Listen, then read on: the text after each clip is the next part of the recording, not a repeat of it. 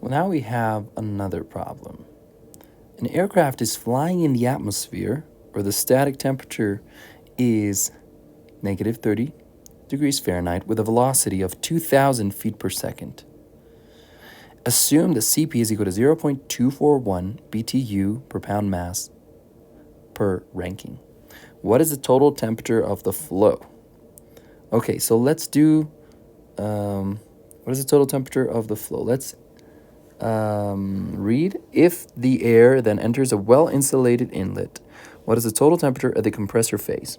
So an inlet takes air in and spreads it.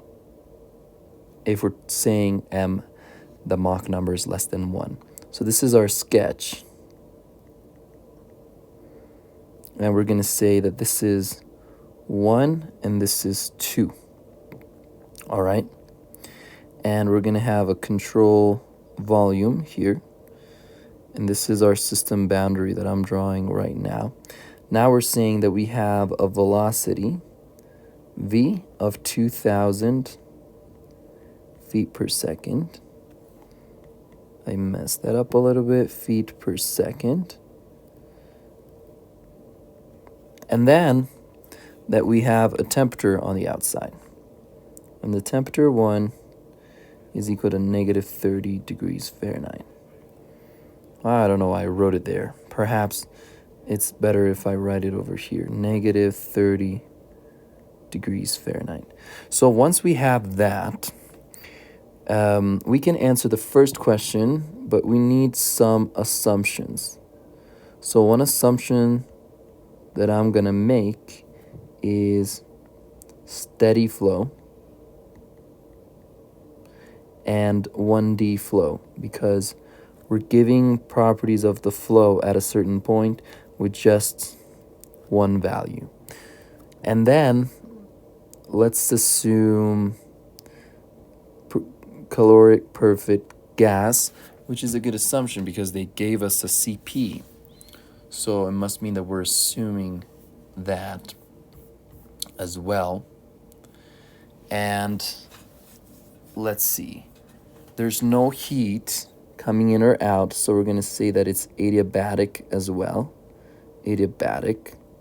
That it undergoes a reversible process, because if we're going to use the total enthalpy, that assumes that when you stop the flow, there's no dispersion of that kinetic energy into entropy. So there's no generation of entropy. And then we're going to assume that the potential energy changes are negligible. And we're going to assume a single in, single out, CISO. So for example, here it's important, now that I realize that there's going to be an M1 in, M dot in, and an M dot out. If you don't do it this way, you're going to lose some points for the sketch. And we already assumed reversible.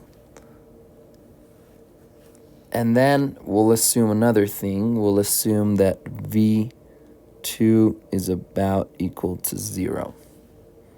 So V2 is about equal to 0. Now let's think about what equations we can use. Well, for this first one, for this first question, all we want to find is the total temperature. And so if you actually go into supplemental data pack, you have the formula for the total temperature, the total enthalpy in this case, because we're including flow energy. And it's equal to, well, we want total temperature. And we can get to total temperature. Actually, I'll show you how to do it just so you know where the other formula comes from. You have total enthalpy is equal to H plus V squared over 2. So now I know that I can rewrite this as Cp times T total, and this is CP times T static plus V squared over 2. Now, if I divide by CP, I get that the T total is equal to T naught plus V squared over 2CP. And now that we have this, I can just change the subscript. I'll change them. This is going to be T1.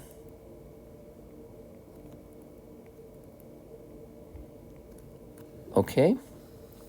So let's think now about applying it. So the solve. The solve part, if we distinguish it from the equations part, is going to be that the T total is equal to the T that they gave us, which is negative 30, plus 460, because we want it in rankings, degrees rankings, right here, plus a velocity squared. What is the velocity squared? Well, we have 2,000 feet per second. Then remember, we want to square that. Then we want to divide it by 2. And then we want to put CP. And how do you find CP? Well, they gave us CP as 0.241 BTU over pound mass per rankings. So times 0.241 BTU over pound mass rankings. Just like that. Okay.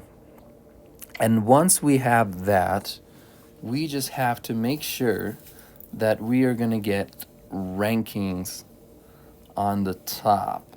And how are we going to do that? So we're going to look at the conversion on the BTU. So we're going to go at energy. We're going to say 1 BTU is equal to 778.169 feet times pound force. So I'm going to include that conversion in, and I'm going to say that 778.169 feet times pound force,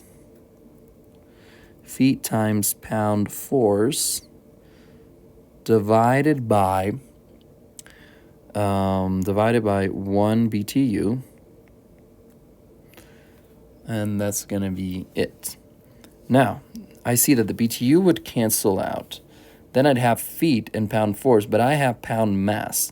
So now I need to remember, how can I convert a pound mass to a pound force?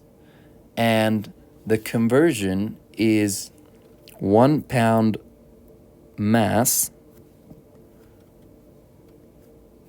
The conversion is that 1 pound mass. Actually, I'm doing it wrong. I want to put pound mass in the numerator, so 32.2 pound mass times feet per second squared divided by 1 pound force, so that we get pound force here eventually. So now that we have this, we can put it into the calculator and see what the result is going to be.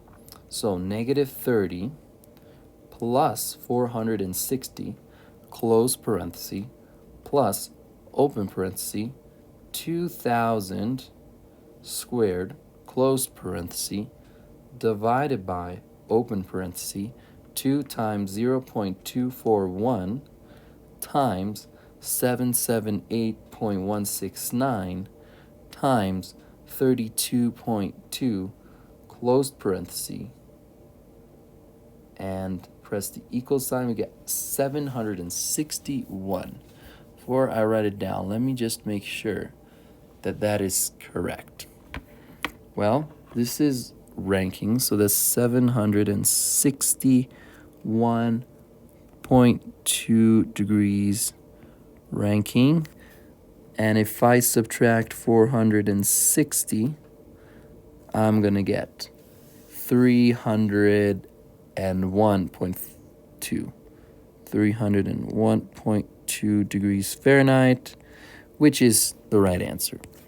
So far, we're doing well. We're on track. Well, now let's look at the second question. If the air then enters a well-insulated inlet, what is the total temperature at the compressor face? Okay. Well, if it's a well-insulated inlet, meaning it's adiabatic, then the total temperature is not going to be affected by a movement of heat. And so if we assume an ideal inlet, it'll stop at zero. There will be no reversibilities. So the temperature total at 2 should be equal to 301.2 Fahrenheit. And that is for ideal, adiabatic, isentropic inlet. Okay, good. So now let's do part C. In part C, what they're asking us is what is the total temperature if it now goes through a compressor, where we got the work dot in. So now we need to include another sketch. So this is the inlet sketch, right? Now let's do a compressor. A compressor compresses the air, so it goes thinner. This is our control volume right here. And we have mass coming in, m dot in. The compressor needs work, so it needs a shaft. And we get the work in, and then we get the and then we get the m dot out. So once we have that, then we're talking about a compressor. And if we're talking about a compressor, then what they're asking us is the total temperature. And I know that in the first law, there is enthalpy, and that in enthalpy, there is temperature. And that it's a control volume, so I want to use the rate version of the first law. So going into the data pack, I'm going to look at that law, and I'm going to write it down in the equations here. So that's going to be dECV, control volume, over dt. That is the rate of change of energy with respect to time, is equal to the rate of heat coming in plus the rate of work coming in plus the sum of the mass rate in multiplied by the enthalpy in plus the velocity in squared divided by 2 plus the gz, the potential energy in, close that. Now that reminds me that the potential energy have to be 0, which is in our assumptions, minus, and then I'm going to subtract a term that is basically the same as this one. I'll do it over here. Minus Q dot out plus work dot out plus the sum of m dot out multiplied by h out plus V out squared divided by 2 plus G Z out. And now I'm going to use it. So let me just say that I'll put my C over here because this is getting crowded. So let me make a little bit of a separation here. And then I'll just copy this and write it over here. Paste. This is my C, my solution for C. So let's see what we can simplify. We have that it's steady, and the assumption means that the rate of change of energy over time is 0. There's always the same amount of energy inside of the compressor. Now, the Q in, we have adiabatic as an assumption. Adiabatic means that there's no Q in, that goes to 0, and that there's no Q out, that goes to 0. Now, compressors don't do work, so the work out is also 0. And we are neglecting potential energy effects. So we'll say that that is 0, and I'll underline that assumption over here. Then we're assuming that there's a single inlet and a single outlet. So if there's a single inlet, then this doesn't need to be here because that's the sum of all the inflows. But if there's only one inflow, and then this doesn't need to be here either because the M in is equal to the M dot out. Then at the compressor phase, we're saying that the velocity in is 0 because it just got slowed down by the inlet, which means that, let me see, that this is also going to be 0. And now I can rewrite what I have left. So let's see, 0 is equal to the work dot in plus the M dot times H in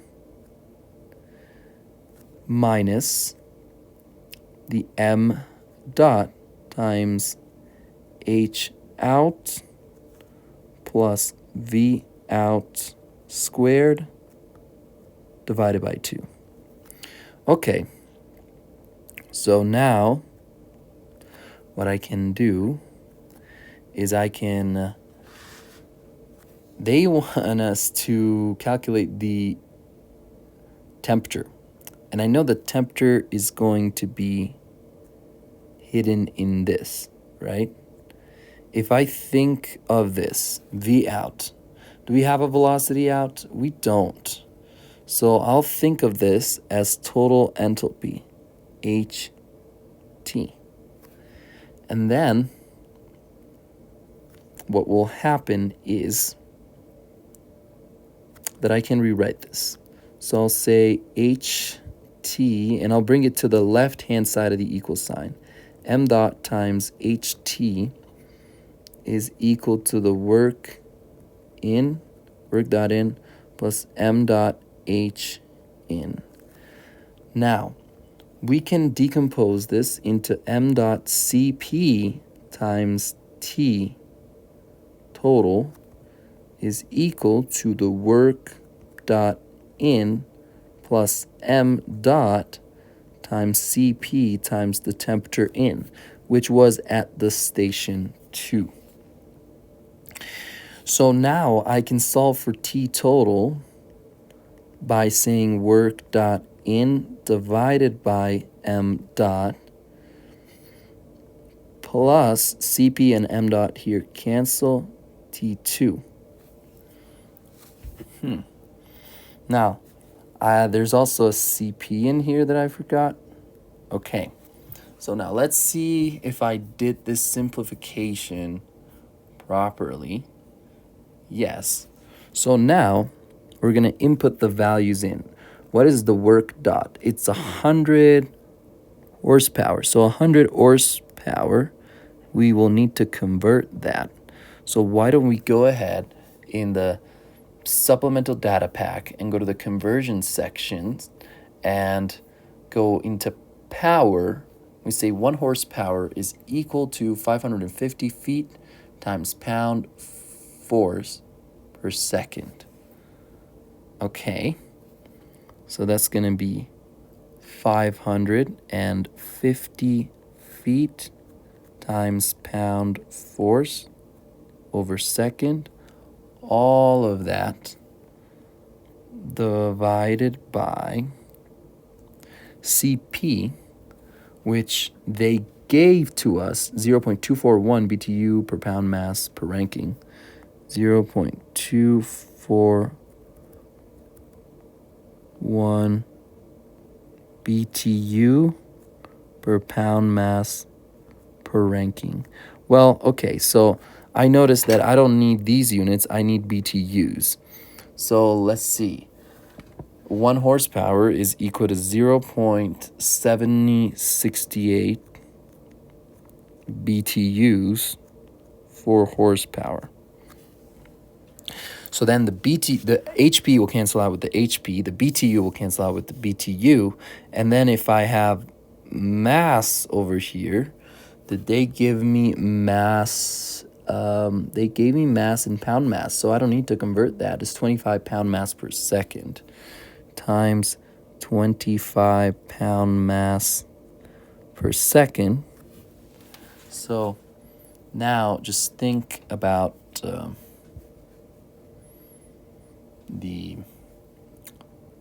we got to think about the fact that this is actually BTU per second. So now, because horsepower is a unit of power and BTU is a unit of energy, so this will cancel. The seconds cancel. The BTUs cancel. The pound mass cancels. And the ranking will end up at the top. Since we want a total temperature, we're confident that is correct. So 0.7068 times 1,000, that's equal to 706.8. We're going to divide that by 0.241 and multiply it by 25. Then we need to finish the expression because, see, there's a plus T2. T2 is equal to 301.2 degrees Fahrenheit.